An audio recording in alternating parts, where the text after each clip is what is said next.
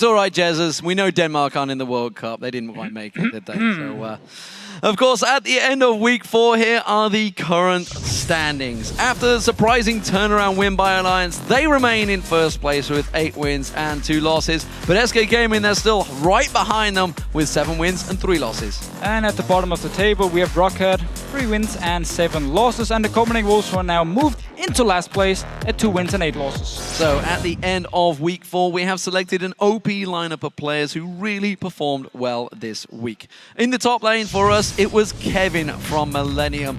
No surprises. Fantastic work from him. Played a rally in both games. Yeah. You can see he got that 5 KDA. 5 KDA was just solid all around, even though he had a few issues early on in his laning phase. Always managed to go into these team fights here. Very strong and always have a very big impact for Millennium. In the jungle, well, it's another teammate of his. It's Kotnex. He had a 70.5 kill participation as Lee Sin. 31 of 44 kills played, of course. Lee Sin versus Elise and Lee Sin versus Evelyn. Yeah, and both times he played Lee Sin, he followed Kerb around the map here, setting up kills over and over and over again. And the thing about Kotnex for me is, as long as he performs well early on, Millennium will always do well. No surprises either in the mid lane. The man that he did follow around the map, It is Kerp, of course. 12, 3, and 18 KDA for the week. He played Twisted Fate in that first game. Fantastic stuff. And then Fizz against Kale. Against Twisted Fate, yeah. He used the Fizz into the Twisted Fate and just destroyed him in the laning phase. Or not in the laning phase, sorry, but destroyed in the game itself. And as long as he gets a good early game, he will roam around, set kills up, or get kills everywhere, and we just saw it this week. Well, sadly for Millennium fans, it's not going to be Kreaton as AD carry because it's Reckless. He's the man we went for. 15 individual kills, the most this week, of course. He played Twitch in both those games. 10-1-10 or something like that. 5-0-2 in the last. 5-0-1, I think, in the last one there. Despite the fact his team lost the game, it was a fantastic performance by the AD carry. He's such a strong Twitch player because he knows when he can roam, he knows when he can set up these one-on-one ganks here and pick up kills. Needs to learn when to defend them. True, should probably a recall, but that's a team thing. Of course, alongside him, it is his support, Yellowstar. He had a fantastic performance yesterday.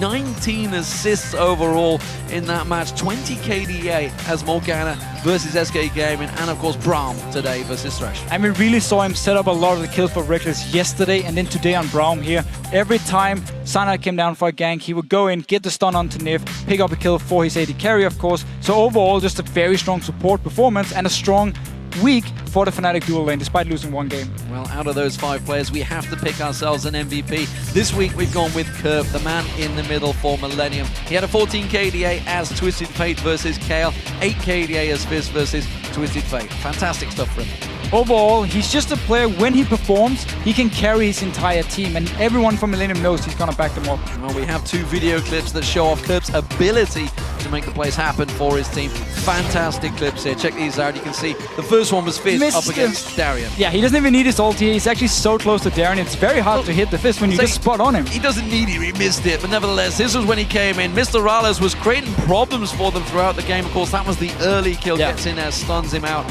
Fantastic performance by Kerb once again. And the best thing about this kill was it set Mr. Rales so far behind that he was actually under-leveled. He didn't even get his blade early on, and it simply also meant for Kerb. He just kept jumping towards him over and over, killing him and carrying the entire game. Everybody's going to be happy if they took him out of the Fantasy League points because he had a bad week last week. Everyone took him out, and this week he shines. Didn't he do like 40 points in the last day? Yeah, fantastic stuff, fantastic stuff. So week 4 of the LCS Summer Split continues tomorrow in North America, of course, as Team Solo Mid will be facing off against Cloud9. Cracking opening game there. Then it's going to be followed by Evil Geniuses versus LMQ. Then Team Dignitas will go up against Curse, and Counter Logic Gaming will take on Complexity. And after the LCS games conclude, the North American Challenger Series semifinals will continue with Fang Gaming versus Team LOL Pro. And those matches will begin on Saturday at 9 p.m. Central European Summer Time, 12 noon Pacific. And of course, the European LCS will pick up at a new time in a very special place next Saturday as we hit the road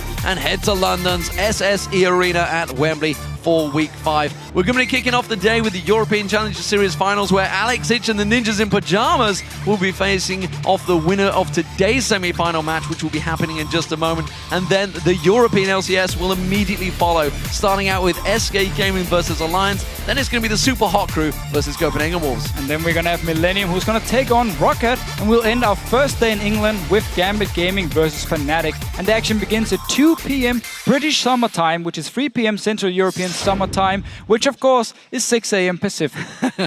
Many time zones. That of course wraps it up for us today. We'll see you next Saturday in London. And now it is time for our European Challenger Series semi-final as H2K Gaming square off against Lublin Shore, with the winner heading to London.